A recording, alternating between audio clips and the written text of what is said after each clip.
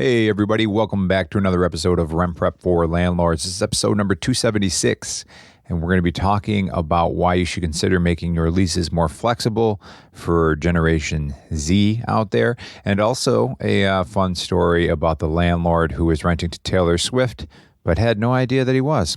All right, guys. Well, let's get back to that right after this. 1, 2, 3, 4. Welcome to the Rent Prep for Landlords podcast. And now your hosts, Stephen White and Eric Worrell. So our first story comes from InsideEdition.com, and this was from September 6th.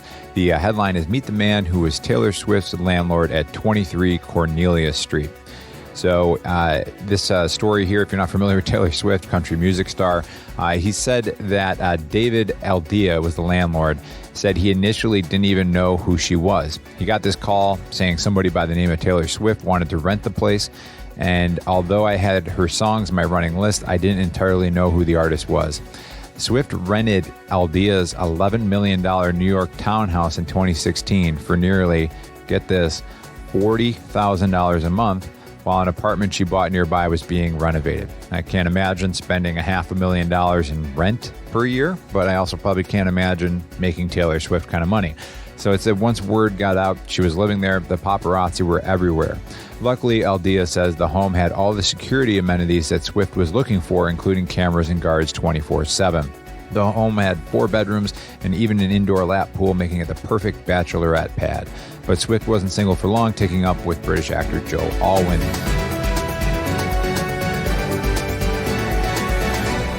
So this story is a nice segue into our main article that we're going to be focusing on today from Forbes, where it's talking about having amenities. So in this particular case, Taylor Swift wanted that 24/7 guards and cameras, which, is probably pretty easy to pony up for when somebody's paying you $40,000 a month in rent. But in our other article, which is coming from Forbes, this was titled, This Landlord Coach Says Flexible Lease Terms Can Reduce Turnover and Increase Profit on Rentals. So this was published on September 4th, 2019. There is some good mentions in here on why amenities and being flexible on the lease is what Generation Z renters are interested in. It said that these renters tend to be frugal and kind of cautious when it comes to renting. They're also digital natives with a completely different set of expectations when it comes to modes of payment and communication with their landlord.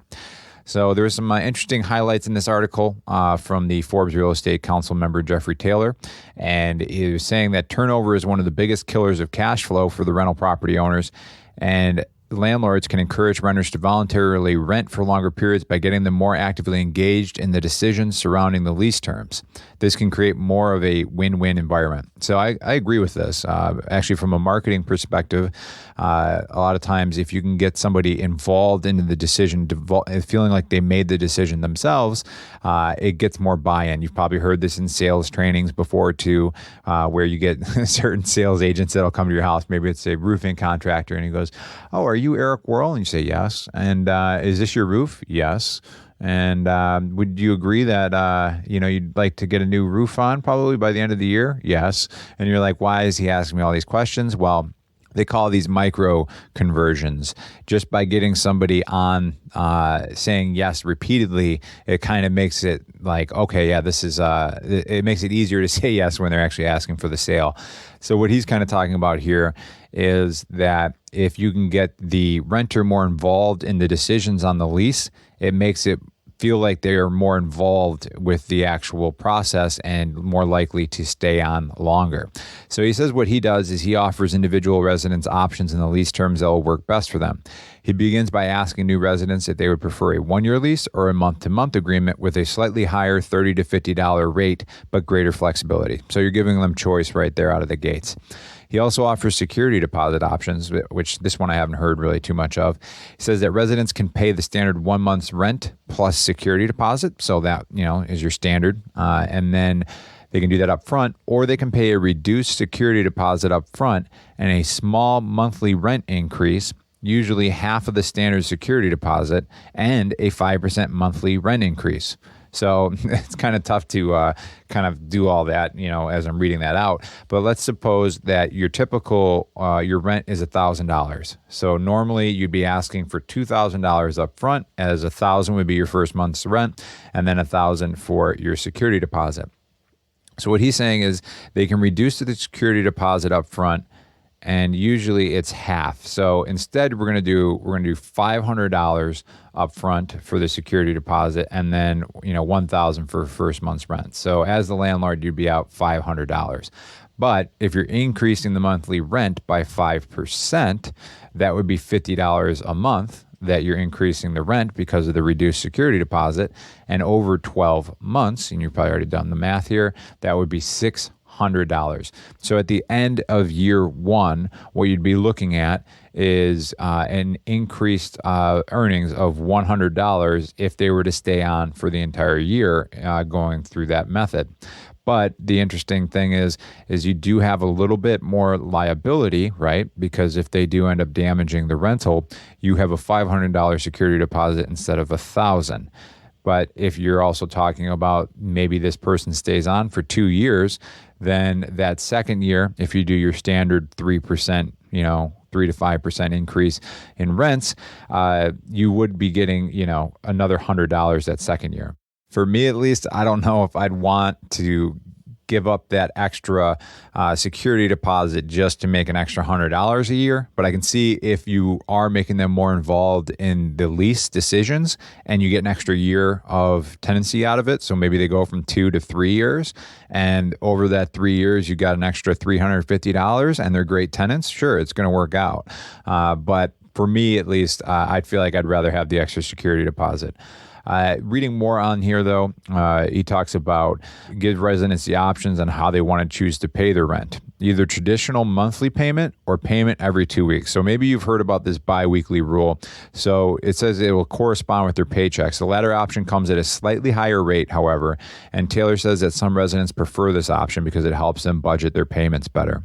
Additionally, he said that today's tenants should be given the option of paying traditionally via check or with automatic payments drafted from their checking or savings account.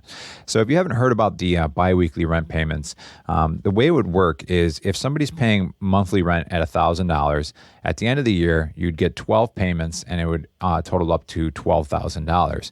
Now, what you can do is you don't actually... it's not hard to do the math on this one. What you would do is you can offer bi-weekly payments and just say, hey, instead of paying $1,000 a month, you're going to pay $500 a week. So to most people, when you hear that, you just think, okay, rent's $1,000 a month. But it's not really, because it's really $1,000 for every 28 days. When you go with this kind of payment schedule, what there would be is actually 26 payments happening because you're bi-weekly, right? And 52 weeks a year divided by 2 would be your 26 payments. And at $500, let me do the math on this. Hey Siri, what's 500 times 26 equal? 500 times 26 is 13,000. All right, there you go.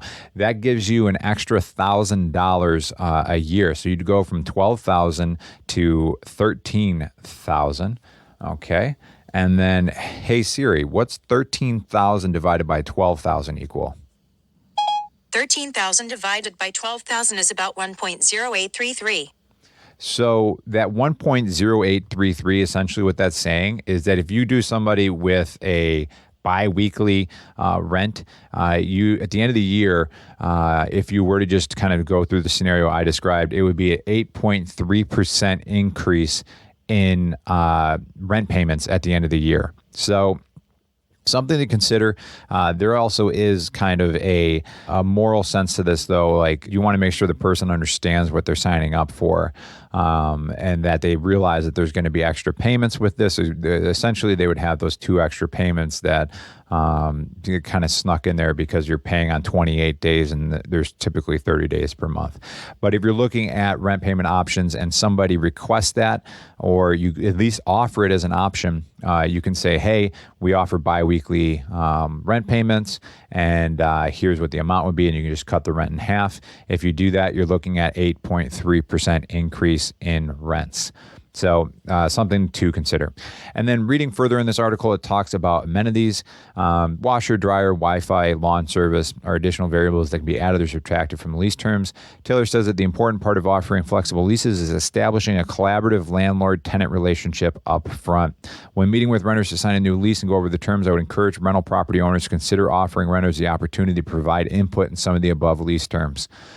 He says that by utilizing these strategies, you can increase the landlord's average annual net income by 10 to 20%. It can also increase the average length of time residents stay in rental properties by an additional year or more. So the 10 to 20% is pretty believable as far as if you can get 8.3% just by going to a biweekly rent payment. It's not hard to make up the additional 2%. 20% I think would be tough because I guess if you're adding a washer and dryer and they're paying for it, or they're paying for the Wi-Fi, or I don't know how he's getting the extra 12% on there. But yeah, if somebody's willing to pay it, of course you're going to get it.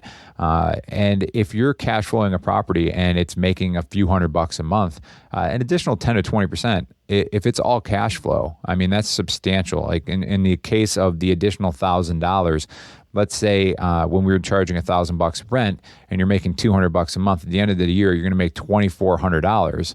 Well, if you go from $2,400, now we'll back this up because I know I just kind of said that quickly. Assume that you're charging $1,000 a month rent. You're cash flowing $200 a month. At the end of the year, you'd have $2,400. If you were to do the biweekly payments, like we kind of talked before, and do the $500 a week, and now it's $1,300, you just jumped from $2,400 to $3,400 in additional revenue from that property, because that's all cash flow, that additional 8.3%. It's not like you had to put in a washer dryer and then depreciate that or worry about that breaking. So when you're talking about $1,000 increase, well, let's ask Siri some more math here. Hey Siri, what is 3,400 divided by 2,400 equal? 3,400 divided by 2,400 is about 1.4166. So what that's telling us is that would increase your profits by 41% in that particular case if you're cash flowing a couple $100 on $1,000 rent. So that's a huge, huge increase. I know sometimes at the end of the year you might look at it and be like, well, $1,000, that's pretty good. If you're talking about your bottom line cash flow though, and you're talking about a 41% increase to your bottom line cash flow by offering biweekly rent payments, that's substantial. I mean, 8%, 10% is good in the stock market. If you're talking about increasing your returns by 41% in the cash flow, that's huge. So definitely something worth considering. You may want to, take a look at some of your rentals, and next time you're going through the leasing process, maybe consider offering it on there as an option. And if somebody wants to take it, just explain, hey, what we do for the biweekly is it's set up automatically, and it's half the standard rent amount if you pay monthly. And you can spell it out for them and let them know, but they may prefer that because it helps them budget themselves if they're paid bi-weekly, and that money can just come out automatically. All right, guys, that is it for this week. Hopefully you found this helpful, and I look forward to catching up with you guys next week. All right, good luck and take care.